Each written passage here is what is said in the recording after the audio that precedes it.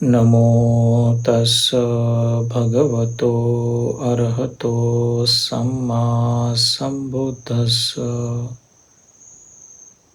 मैं अरहंत सम्यक संबुद्ध को प्रणाम करता हूँ।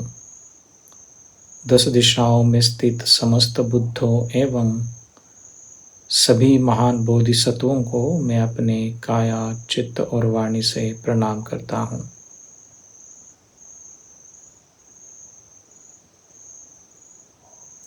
तो आज का हमारा विषय है महायान, एक भक्ति मार्ग। महायान के बारे में हमने बहुत कुछ बोला है।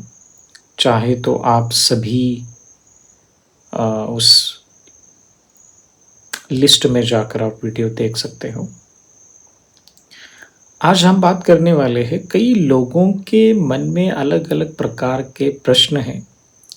तो स्वाभाविक है कि उन प्रश्नों का, उन शंकाओं का निरसन होना भी आवश्यक बनता है। उस पर आज हम प्रकाश डालने का यहाँ प्रयास करेंगे। तो क्या है महायान, इस पर हमने बात की है, लेकिन फिर से बताएं कि महायान एक ऐसा मार्ग है कि जो बुद्धत्व प्राप्ति के लिए सहायक है। कोई भी व्यक्ति बुद्धत्व प्राप्त करना चाहता है तो उसे अंततः महायान के मार्ग पर आरूढ़ होना ही पड़ता है, किसी भी स्थिति में। चाहे वो खुद को हीनयानी कहे, चाहे वो खुद को पच्चेक बुद्ध यानी कहे, चाहे वो खुद को किसी भी यान का कहे, उसे फर्क नहीं पड़ता है। लेकिन बुद्धत्व प्राप्ति का जो रास्ता है उसे इस महायान के मार्ग पर आना ही पड़ता है। तो महायान भक्ति आपने देखा होगा मॉनेस्ट्रीज में या फिर वीडियोस में, रील्स में, यूट्यूब पर, कि देखो ये लामा ट्रेडिशन जो है, ये लोग बहुत बुद्ध की पूजा करते हैं, बोधिसत्वों की पूजा करते हैं, मंत्रा का जाप करते हैं, चैंट करते हैं, ना जाने क्या क्या। उनके सामने कुछ आहार या फिर उनकी पूजा करते हैं। कहने का यहाँ अर्थ ये है कि बुद्ध ने मूर्ति पूजा को कभी विरोध नहीं किया है, कभी विरोध नहीं किया है। बुद्ध ने आनंद को कहा है कि आनंद, जब जब तथागत बोधिसत्वों की, महान सत्वों की जब पूजा की जाती है तो व्यक्ति उसे अनंत पुण्य तथा प्रज्ञा संभार अर्जित करता है, पुण्य संभार अर्जित करता है खास करके। तो जो भी कुछ हम बुद्ध के सामने ऑफर करते हैं, पानी है, जल है, आहार है, हम जो खाना बनाते हैं वो भी ऑफर करते हैं, क्योंकि बुद्ध हमारे लिए एक भिक्षु के समान है। बुद्ध का मंत्र है थयाता ओम मुनि मुनि महामुनि शाक्य मुनि स्वाहा। बोधिसत्वों का मंत्र है ओम तारे तुतारे स्वाहा। आर्य अवलोकितेश्वर का मंत्र है ओम मणि पद्मे ओम। बोधिसत्व वज्रपानी का मंत्र है ओम वज्रपानी ओम। पद्म संभव का मंत्र है ओम गुरु पेमा सिद्धि ओम। ऐसे बहुत सारे मंत्र है, बहुत सारे मंत्र है। अब इन मंत्रा के कुछ अलग अलग तो उसके परिणाम तो है ही, हमने इस पर बात की है। बिना कुछ जाने एक दो किताबें पढ़ के, एक दो किताबों के पन्ने पढ़ के कुछ अलग कमेंट करना कि देखो भंते जी अंधश्रद्धा फैला रहे हैं। पहले अच्छे से पढ़िए और उसके पश्चात आप उसको तर्क पर उतारिए। श्रद्धा और अंधश्रद्धा में बहुत सारा अंतर है। श्रद्धा होती है प्रज्ञा पर आधारित, जो बुद्ध ने सिखाई है, आप मेरे सारे वीडियोस देख सकते हैं। यदि उन वीडियोस में मैंने प्रज्ञा की बात नहीं की है तो समझ जाना कि मैं अंधश्रद्धा फैला रहा हूँ। लेकिन जहाँ जहाँ प्रज्ञा है वहाँ वहाँ विवेकता है, वहाँ सम्यक दर्शन है, वहाँ सम्यक दृष्टि है, वहाँ सम्यक ध्यान है, तो वहाँ कोई भी किसी भी प्रकार की अंधश्रद्धा नहीं होती है। आप शमत एवं विपश्यना का भी ध्यान करो, आप मंत्रा का भी जाप करो, वो प्रज्ञा पर आधारित होना ही चाहिए, अन्यथा वह केवल अंधश्रद्धा ही हो जाती है। अभी अभी समय आया है कि हमें महायान को ठीक से समझने का, उसको हम समझने का प्रयास ही नहीं कर रहे हैं। अलग अलग तरीके की हम आलोचना करते हैं। वैसे आलोचकों को मैं कहना चाहता हूँ कि आप ठीक से पढ़िए। यदि आपको नहीं कुछ पता तो वास्तविक तरीके से उस पर टिप्पणी करना भी इतना महत्वपूर्ण नहीं होता है।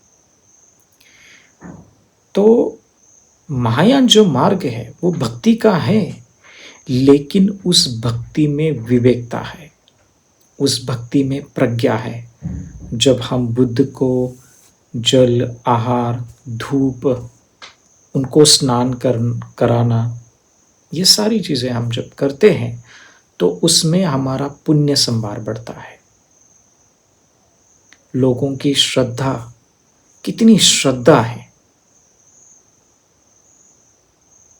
किसी क्रॉस को देख करके श्रद्धा जगती है, किसी, हम जब रोड से गुजरते हैं तो मंदिर को देख करके हमारी श्रद्धा जगती है, लोग वहाँ पर ही अपने पैर निकाल करके श्रद्धा अर्पित करते हैं।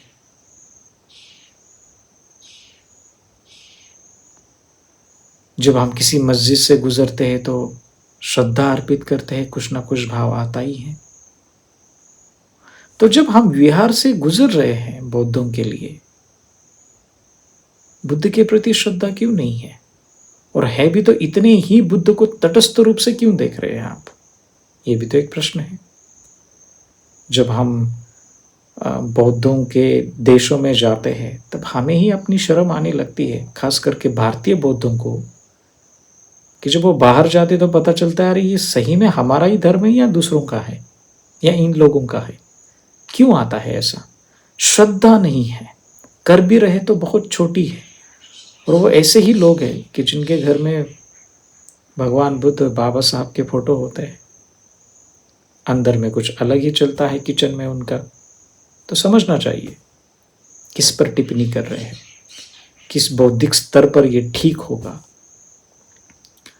तो बुद्ध के प्रति जब हम श्रद्धा अर्पित करते हैं तो हम अपने चित्त में जो विद्यमान क्लेश है उसको दूर करने का प्रयास कर रहे हैं। बुद्ध को इसलिए हम अर्पित करते हैं क्योंकि बुद्ध में जो विद्यमान गुण है, प्रज्ञा है, करुणा है, सहिष्णुता है, वो मुझ में आ जाए, सद्गुण है। उन सद्गुणों की पूजा करते हैं। बुद्ध की बॉडी जो है उसे हमें क्या लेन देन है? जब हम बुद्धं शरणं गच्छामि, धम्मं शरणं गच्छामि, संघं शरणं गच्छामि कहते हैं। तिब्बतन में हम संगेला छक सालो, छोला छक सालो, गेदुला छक सालो, मतलब मैं बुद्ध धर्म और संघ को प्रणाम करता हूँ। किस लिए प्रणाम करता हूँ? इसलिए नहीं कि बुद्ध में 32 एक विशेष लक्षण थे, इसलिए नहीं कि बुद्ध ने बहुत अपना कारोबार छोड़ के त्याग करके बुद्धत्व प्राप्त किया, नहीं। बुद्ध ने समस्त अपने क्लेशों का प्रहार किया और प्रहार करने के पश्चात उनमें जो विद्यमान गुण है उस गुण को हम प्रणाम कर रहे हैं। तो महायान में अलग अलग प्रकार के इष्ट देवता भी है। डाकिनी है, वज्र योगिनी है, और तारा है, वज्रपाणि है, क्षितिजगर्भ बोधिसत्व है, अमिताभ बुद्ध है, बहुत सारे बोधिसत्व एवं डाइटीज है। इसका मतलब ये नहीं कि वो हमारी अंतिम शरण है। दो प्रकार की शरण होती है, एक होती है अंतिम शरण और माने उसे अस्थाई और स्थायी शरण कहें। अस्थाई शरण क्या है कि आप जब तक आपका जीवन है तब तक कोई ना कोई इष्ट देवी एवं देवता आपको मदद करता है। जैसे परम पावन दलाई लामा जी की इष्ट देवता पाल्देन लामो है, उसे श्रीदेवी कहा जाता है। तो वो उनके हमेशा साथ ही वो रहते हैं, रहती है, उनको मदद करती है। जब वो कहीं बाहर निकलते हैं, किसी यात्रा पर निकलते हैं, तो वो सबसे पहले उनको बताती है कि आपकी यात्रा में किसी भी प्रकार की बाधा नहीं है, आपकी यात्रा सुखद होने वाली है। तब दलाई लामा जी, परम पावन दलाई लामा जी, तब कोई इनविटेशन आता है तो हाँ भर देते हैं। हम उनकी पूजा भी करते हैं, श्रीदेवी की। और बहुत सारी इसमें उन्होंने जिक्र भी किया है, और ख़ास करके ये सूत्र और ये तंत्र का भाग है, उसमें हम आने वाले वीडियो पर भी इस पे बात करेंगे। इसका मतलब ये नहीं कि अभी दलाई लामा जी परम पावन जो है वो केवल श्रीदेवी पर आश्रित है, या फिर कोई व्यक्ति इष्ट देवता की पूजा करता है, हाइग्रीवा है, हेरुका है, डाकिनी है, इनकी जब पूजा करता है, इसका मतलब ये नहीं कि वो उसी पर ही डिपेंडेंट है, ऐसा नहीं है। स्थायी शरण हमारी बुद्ध धर्म और संघ ही है। और अस्थायी शरण हो सकता है किसी की इष्ट देवी और देवता होते हैं, वो आप उनको वहाँ फूल चढ़ाते हैं, और एक अलग तरीके से गुह्य समाज और तंत्र में उसका अलग जिक्र किया है कि आपको बहुत ही गुप्त रूप से उसका साधना करनी होती है, या फिर ऑफरिंग है, जो कुछ भी है। तो ये सारी जब चीज़ें आप देखते हो, सभी किसी मोनेस्ट्री में आप जाते हो, बहुत सारे प्रोटेक्टर्स को देखते हो, अलग अलग प्रकार के उन्होंने उनके चेहरे बहुत ऐसे भयानक दिखते हैं। ऐसा लगता है कि अरे बुद्ध ने तो शांति का मार्ग बताया है, ये कौन से देवी देवता है? बल्कि वो प्रोटेक्टर है। बुद्ध को उन्होंने वचन दिया है, शपथ दी है कि जो भी इस बौद्ध धर्म और संघ के मार्ग पर चलेगा, उनकी बाधा दूर करने की जिम्मेदारी हम अपने ऊपर लेते हैं, बजाय कि वो पूरी तरह से मुक्त नहीं है। कोई इष्ट देवता की बात मैं करूं तो इष्ट देवता, या फिर कुछ ऐसे इष्ट देवता भी होते हैं कि जिन्होंने बुद्धत्व प्राप्त किया है, वो बोधिसत्व के रूप में इष्ट देवता बने हैं, ऐसे भी है। जैसे हाइग्रीवा, जो एक अवलोकितेश्वर का ही रूप है, लेकिन उन्होंने उस रूप में खुद वो धारण किया है कि मैं लोगों की प्रार्थना ये करूं, मैं मदद करूं। और एक बहुत ही पावरफुल डाइटी है, झम्बाला है, जिसे कुबेर कहा जाता है धन प्राप्ति के लिए। तो ऐसे बहुत सारे, इसका मतलब ये नहीं है कि हम सिर्फ केवल इन इष्ट देवी और देवताओं पर ही डिपेंडेंट रहे, नहीं। ये केवल एक हमारे माध्यम है जो हमारा रास्ता जो है वो साफ करने का प्रयास करता है। लेकिन हमारी अंतिम शरण बुद्ध धर्म संघ ही है। तो बुद्ध को वाद्य अर्पित किया जाता है, और क्या अर्पित किया जाता है? ध्वनि है, धूप है, जल है, भोजन है, नैवेद्य है, इत्यादि। ये सभी ऑफर किए जाते हैं। इसमें भक्ति का मार्ग है, लेकिन उस भक्ति में विवेकता है, उस भक्ति में 4 आर्य सत्यों का ज्ञान है, उस भक्ति में शून्यतामय प्रज्ञा है, उस भक्ति में विवेकता है, उस भक्ति में अनित्य दुख और अनात्म बोध है। तब वो सही भक्ति हुई।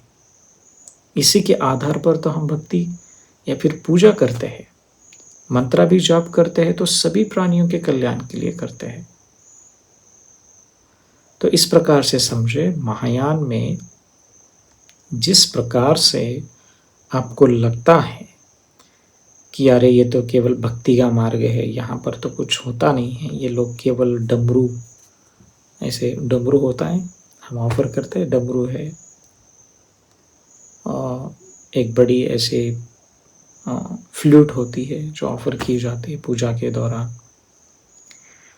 बहुत सारी ऐसी चीज़ें आपको मॉनेस्ट्री, किसी मॉनेस्ट्री में आपको जाना चाहिए। अब देखिए पूजा कैसी होती है, केवल किसी दुनिया के किसी कोने में बैठ के आधा वीडियो देख के हमारी पेशेंस लेवल छूट जाती है, क्योंकि हमने अपना ही चश्मा पहना हुआ है और हम झट से कमेंट करके भाग जाते हैं वहाँ से।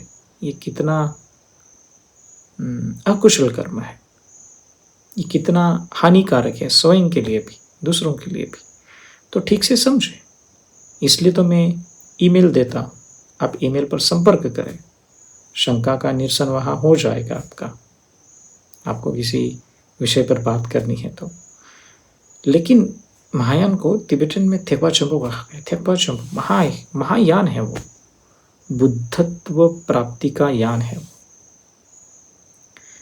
सिक्के की एक ही बाजू हमने देखी है, दूसरी बाजू देखने का हम नाम ही नहीं ले रहे, ना हम उसे समझने का कोशिश कर रहे, ना उसे पढ़ने का हम प्रयास कर रहे हैं, ना ही हम किसी विद्वानों से मिल रहे हैं कि हमें उनसे कुछ ज्ञान मिल जाए किसी टिप्पणी करने से पहले। तो भक्ति मार्ग हो, चलते चलते भी आप मंत्र का जाप कर सकते हो, कितनी अच्छी बात है, पुण्य संभार अर्जित कर सकते हो। श्रद्धा जगे, श्रद्धा है तभी आपका पुण्य संभार बढ़ता है। श्रद्धा नहीं है तो आप केवल यही कहेंगे कि ये बुद्ध ने सिखाया नहीं है, क्योंकि आपने कहीं पढ़ा नहीं है।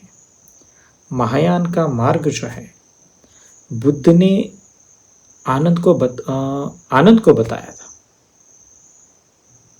लंकावतार सूत्र में बताया है कि जो भी व्यक्ति 200 साल बाद एक व्यक्ति आएगा मेरे महापरिनिर्वाण के बाद, और वो इसी शिक्षा को फिर से आगे लेकर जाएगा, उसका नाम नागार्जुन होगा। और उसके बाद और एक व्यक्ति आएगा, वो भी शिक्षा को आगे लेके जाएगा, शून्यतामयी महायान की शिक्षा को, आचार्य असंग। तो इन दोनों को बहुत महत्वपूर्ण माना जाता है। और इसके बाद आगे जाकर गुणप्रभा है, और शांतिदेव है, शांतिरक्षित है, बुद्ध पालिता है आदि। ये सभी नालंदा के 17-18 विद्वान जो हुए हैं, ये इन्हीं परंपरा के, इन्हीं के तो देन है हमें। तो भक्ति हमारी आश्रित हो, लेकिन प्रज्ञा पर, विवेकता पर। आने वाले वीडियोस में हम कुछ ऐसे ही अलग अलग टॉपिक पर बात करेंगे, इष्ट देवता एवं मंत्र और तंत्र की साधना में भी, इसके बारे में भी हम बात करेंगे। स्वीकार कीजिए, आपको नहीं पसंद है, आपको नहीं वीडियोस अच्छे लग रहे हैं तो कोई बात नहीं है, आप जिस मार्ग पर चल रहे हो उससे निष्ठा से आप चलते रहे।